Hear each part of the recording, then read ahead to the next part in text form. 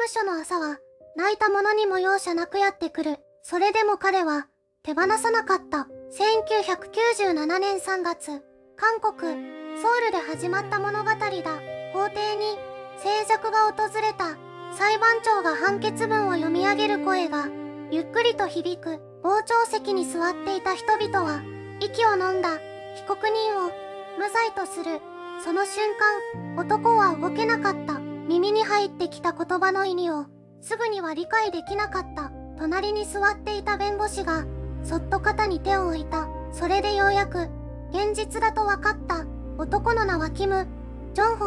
29年間、殺人犯として刑務所に収容されていた人物だ。髪は白くなり、顔には深いシワが刻まれていた。入所した時、彼はまだ30代だった。法廷の外では、高齢になった妹が待っていた。兄の姿を見た瞬間、彼女は声を上げて泣き崩れた。二人はしばらく、言葉もなく抱き合っていた。その場にいた記者たちも、カメラを向けながら目を赤くしていた。なぜ、これほどの年月が必要だったのか。なぜ、無実の人間が29年もの間、罪を着せられ続けたのか。答えは、一本の録音ファイルの中にあった。誰も知らなかった。あの密室での会話、弁護士と検察官が、二人きりで交わした取引の記録だ。依頼人を守るべき弁護士が、検察官と手を結んでいた。証拠は操作され、真実は握りつぶされた。そしてその事実は、30年近くもの間、闇の中にうずまれていた。どうやって録音ファイルは発見されたのか。それは、ある人物の執念から始まった。この事件の核心に迫るには、まず当時の彼の日常に戻る必要がある。逮捕される前夜、彼はごく普通の一日を過ごしていた。弁護士と検察官が、二人きりで交わした取引の記録だ。依頼人を守るべき弁護士が、検察官と手を結んでいた。証拠は操作され、真実は握りつぶされた。そしてその事実は、30年近くもの間、闇の中にうずまれていた。どうやって録音ファイルは発見されたのか。それは、ある人物の執念から始まった。この事件の核心に迫るには、まず当時の彼の日常に戻る必要がある。逮捕される前夜、彼はごく普通の一日を過ごしていた。彼の名前はイ・ジョンヒョン。当時32歳だった。ソウル郊外の小さな町で生まれ育ち、地元の工場に勤めて10年が経っていた。特別裕福でもなく、特別貧しくもない。ごくありふれた、どこにでもいる男だった。朝は6時に起きる。妻が用意した味噌汁を飲み、子供たちを学校へ送り出す。それが彼の毎朝の習慣だった。長女はその年、小学校に入学したばかりだった。ランドセルを背負って玄関を出るとき、必ず振り返って父親に手を振る。その笑顔が、彼にとっての生きがいだった。職場では真面目な男として知られていた。遅刻一つしない。上司の指示には黙って従う。同僚たちからは少し不器用だが信頼できると評されていた。残業が続いた月も、給料の大半を家族のために使った。自分の趣味にお金を使うことは、ほとんどなかった。夢があった。小さくて、しかし確かな夢だ。工場の仕事を続けながら少しずつ貯金をして、いつか自分の小さな店を持つこと。妻と二人で切り盛りできる、こじんまりとした食堂でいい。子供たちが大きくなる頃には、笑って暮らせる場所を作りたかった。その夜も、彼は変わらない時間を過ごした。子供たちが寝静まった後、妻と短いテレビを見て、風呂に入り、布団に入った。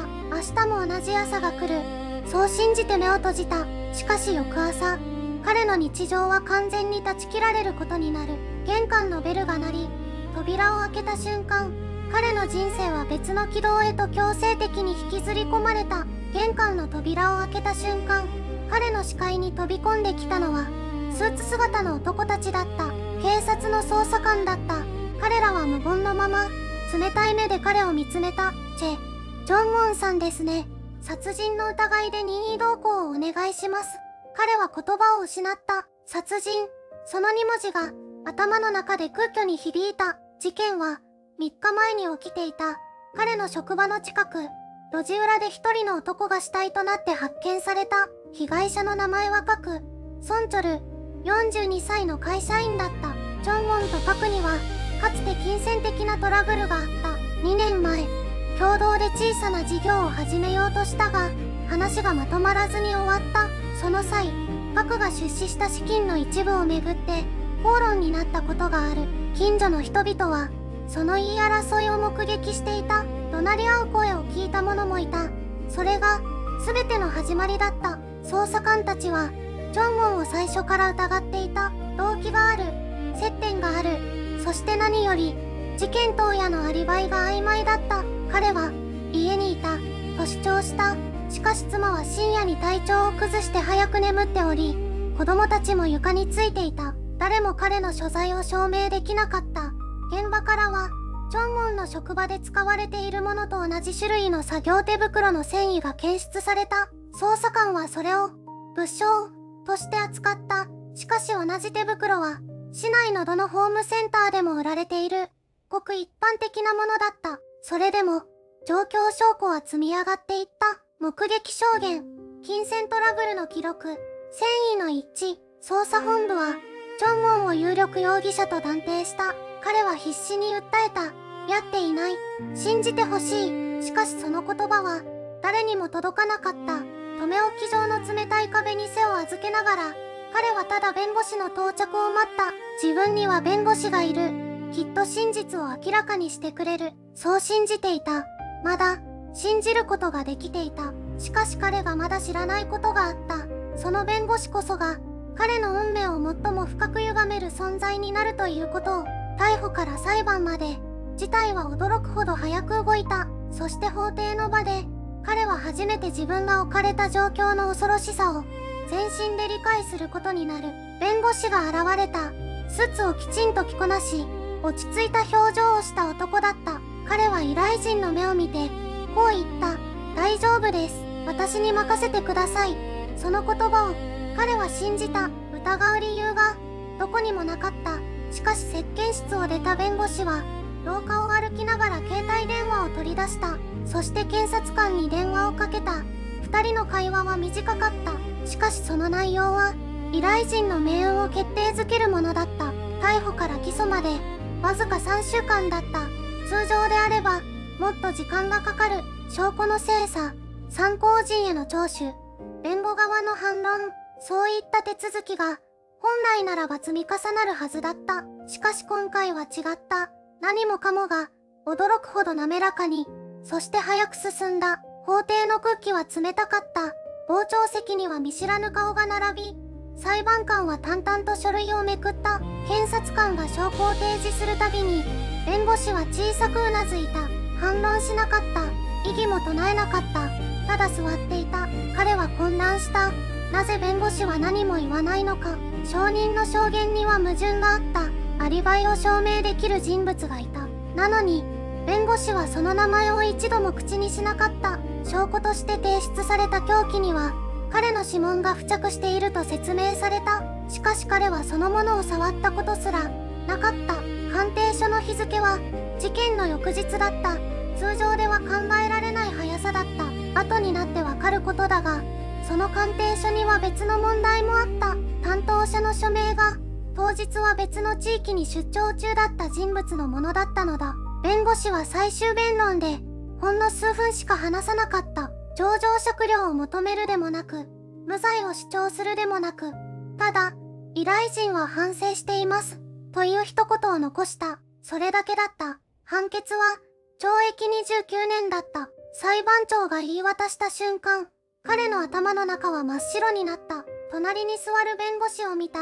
その男は視線を合わせなかった。書類を片付け、静かに立ち上がり、そのまま法廷を出て行った。依頼人を一度も振り返らずに、こうして彼の29年が始まった。しかしその長い歳月の中で、彼が決して手放さなかったものがある。それは、あの夜の記憶だ。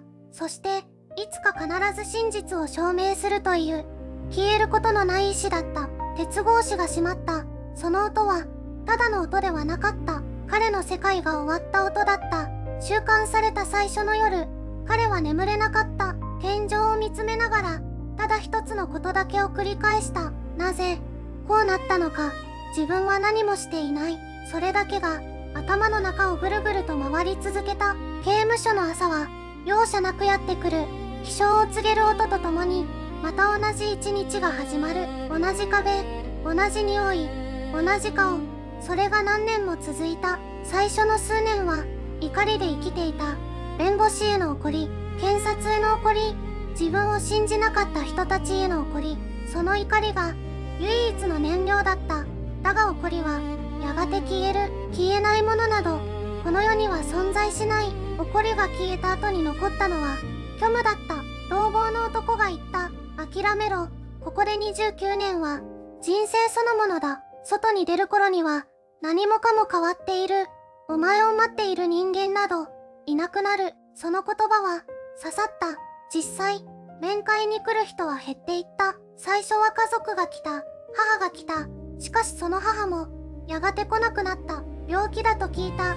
それでも彼は収監されたまま動けなかった。息子が母の最後に間に合わなかった。その夜、彼は初めて声を上げて泣いた。泣いて、泣いて。それでも朝は来た。刑務所の朝は泣いた者にも容赦なくやってくる。それでも彼は手放さなかった。あの夜のことを彼は覚えていた。自分が何をしていたか、誰といたか、なぜあの場所にいなかったか。その記憶だけは29年かけても色褪せなかった。記憶が証拠だった。10年が過ぎた頃、彼はある決断をした。もう外に向けて叫ぶことをやめた。代わりに内側を掘り始めた。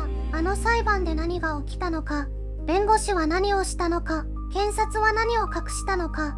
独房の中で彼は全てを書き記した。紙が足りなければ余白を使った。20年が過ぎた。そして29年目に入った頃、外の世界で動いている人たちがいることを彼はまだ知らなかった。しかし諦めなかった者の記録は必ず誰かに届く。その人たちの話は次に続く。外の世界で動いている人たちがいた。彼の妻は夫が収監されてから1年も経たないうちに仕事を失った。世間の目が彼女を追い詰めたのだ。それでも彼女は逃げなかった。子供たちを育てながら裁判記録を読み続けた。弁護士に何度も手紙を出した。しかし返事は来なかった。それでもやめなかった。彼女が最初に気づいたのは小さな矛盾だった。裁判で提出された証拠の日付と実際の出来事の順序がどこか噛み合っていない。素人目にはわからない。しかし彼女は20年以上かけてその記録を読み込んでいた。誰よりも深く彼女はある市民団体の扉を叩いた。その団体は冤罪被害者の支援を続けていた小さな組織だった。スタッフは数人しかいない。予算もない。しかし彼らには信念があった。誰かが声を上げなければ真実は闇に消える。それだけを信じて活動を続けていた。担当者が記録を受け取った時、すぐには動かなかった。似たような案件を何十件も見てきた。多くは証拠が足りない。多くは時間が経ちすぎている。しかし今回は違った。妻が持ち込んだ資料の中に当時の弁護士と検察側の人間が接触していたことを示す断片的な記述があった。偶然では説明できない一致がそこにあった。団体は独自に調査を始めた。当時の関係者を一人ずつ訪ねた。記録を掘り起こした。そしてある元司法関係者が重要な証言をした。あの裁判には表に出ていない取引があった。弁護士は依頼人を守る立場でありながら検察と密かに連絡を取っていた。その証言は一つの可能性を開いた。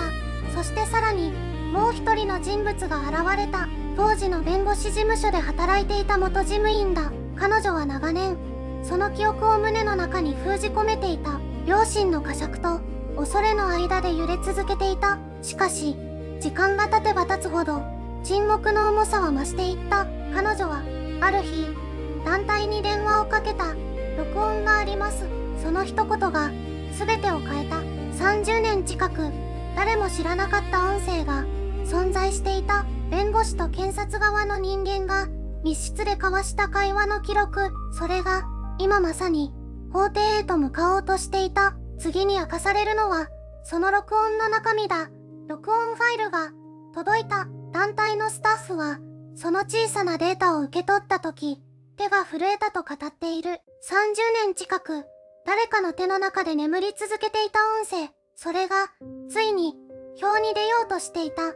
内容は、想像を超えるものだった。弁護士と、検察側の関係者、二人が密室で交わした会話が、そのまま記録されていた。依頼人をどう扱うか、証拠をどう整理するか、有罪判決をいかに確実なものにするか、その言葉が生々しく残っていた。弁護士は依頼人を守る立場にあった。しかし、録音の中の彼は全く別の役割を担っていた。検察の意向を確認し、依頼人に不利な方向へと動くことを静かに約束していた。それは弁護ではなかった。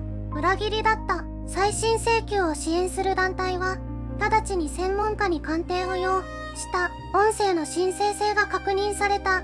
編集の痕跡はなかった。録音された日時と事件の経緯が正確に一致していた。これは証拠になり得る。それどころか、全てを覆す力を持つ可能性があった。男は拘置所でその報告を受けた。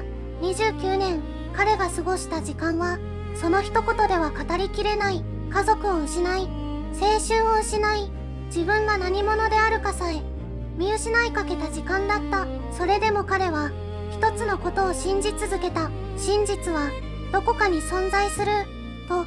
そして今、その真実が音として形として現れた。 DNA 鑑定の結果も同時期に提出された。現場に残されていた痕跡と男のものが一致しないことが改めて科学的に証明された。当時の技術では不可能だった精度で無実の可能性が数字として示された。さらにもう一人の証人が現れた。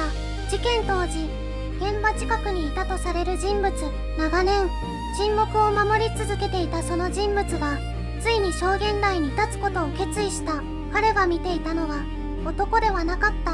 全く別の人間がその場にいたと語った。証拠が重なった。録音、DNA、証言、3つの柱が同時に法廷へと向かっていた。これはもはや疑惑ではない。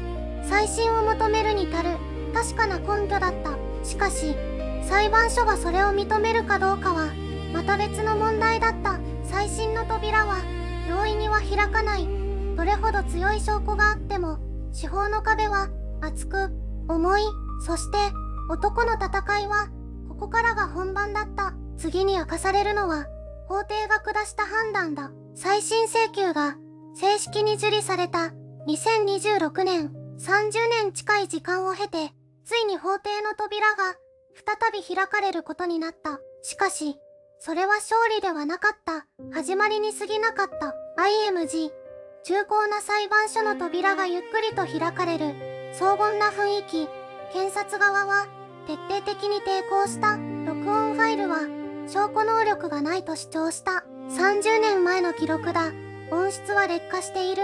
誰のせいかも断定できない。と、DNA 鑑定についても同様だった。保管状態が不適切だった可能性がある。汚染されているかもしれない。と、あらゆる証拠に疑問符を投げつけた。それが検察の戦略だった。IMG、法廷内、検察官が書類を手に強い口調で反論している場面。しかし、弁護団は揺るがなかった。録音ファイルの音声は、専門機関による鑑定を経ていた。声紋解析の結果、当時の担当弁護士と担当検察官、この2人の声である可能性が極めて高いと結論付けられていた。内容は明確だった。あの男は諦めさせろ。証拠はこちらで処理する。そう、録音には残っていた。これは司法取引でも正当な交渉でもなかった。依頼人を売り渡す犯罪だった。IMG、法廷で証拠音声が再生される場面。傍聴席が静まり返る。証言台に立ったのは一人の老人だった。事件当時、現場近くに住んでいた男性だ。30年間沈黙を守り続けてきた。しかし彼は語り始めた。あの夜、自分が見たのは別の人間だったと警察に話そうとした。しかし止められた。余計なことを言うなと誰かに脅された。その誰かが警察とつながっていたことを後になって知った。法廷が静まり返った。IMG 証言台の老人、震える手で証言する静かな場面。裁判長が口を開いた。再審における有罪の立証責任は検察にある。そして提出された証拠の重みは無視できない。録音、DNA、目撃証言、3つが同じ方向を指している。判決が読み上げられた。無罪。たった2文字が30年を塗り替えた。男は動かなかった。泣かなかった。ただ目を閉じた。長い沈黙の後、静かに一度だけうなずいた。しかしこれで終わりではなかった。無罪の先に何が待っているのか。失われた時間は誰が責任を取るのか。次回、最終章へと続く。無罪。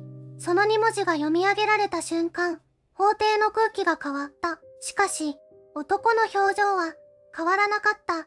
29年、それだけの時間が一人の人間から奪われた。青年だった男は老いた。夢を持っていた男は夢を忘れた。家族がいた男は家族を失った。釈放の日、男は刑務所の門の前に立った。秋の風が頬を撫でた。外の空気は記憶の中とは違う匂いがした。しかし足が動かなかった。どこへ行けばいいのか、誰を頼ればいいのか。29年間それを考える必要がなかった。社会は変わっていた。街の風景も人々の話し方も何もかもが違った。スマートフォンの使い方さえ誰かに教えてもらわなければならなかった。当たり前のことが当たり前ではなくなっていた。国家は保証を提示した。長期間の冤罪に対する賠償金、数字の上では決して少なくない金額だった。しかし男は静かに言った。お金で時間は戻らない。失われた20代、30代、40代、50代の入り口。親の死に目にも会えなかった。子供を持つことも愛する人と歩くこともできなかった。それらはどんな数字にも換算できない。弁護士は資格を剥奪された。検察官は証拠隠滅と職権乱用で起訴された。2人が積み上げた嘘の構造は録音ファイル一つによって完全に崩れ落ちた。30年越しの正義だった。しかし正義が実現されたからといって傷が消えるわけではない。男は夜になると眠れないと言った。夢の中でもまだ鉄格子の向こうにいると言った。体は外にいる。しかし心はまだあの場所にいる。それがトラウマというものだ。変わったこと、そして変わらなかったこと。社会の制度はこの事件を機に見直された。冤罪防止のための新たな仕組みが議論されるようになった。それは確かな前進だった。しかし男の29年は誰も取り戻せない。最後に男はこう言った。私のような人間がもう二度と生まれないようにと。静かな声だった。怒りではなく願いとして。この物語にはまだ続きがある。この物語にはまだ続きがある。男が取り戻したのは自由だけではない。29年間一人で抱えてきた真実がようやく世界に認められた。その重さは当事者以外にはきっと想像もできない。しかし考えてほしい。弁護士は依頼人を守る存在だ。検察官は正義のために戦う存在だ。その両者が密かに手を組んだ時、一人の人間の人生が跡形もなく消された。制度は機能していなかった。人が制度を壊した。では問いたい。あの録音ファイルが存在しなかったらどうなっていたのか。男は今も部屋の中にいたはずだ。真実は永遠にうずもれたままだったはずだ。正義は偶然によって救われた。それが怖い。2026年の今もなお冤罪は存在する。証拠が操作される可能性はゼロではない。守ってくれるはずの人間が敵に回ることもある。男の29年は遠い国の出来事ではない。あなたの隣でも起きうることだ。男は最後にこう言った。私のような人間がもう二度と生まれないようにと。静かな声だった。怒りではなく願いとして。その言葉を私たちはどう受け取るべきか。制度を信じるだけでは足りない。人を見る目を持つことが必要だ。声を上げることが必要だ。そして忘れないことが必要だ。彼の29年を忘れないこと。それが今を生きる私たちにできるせめてもの答えではないだろうか。この事件は終わった。しかし問いは終わらない。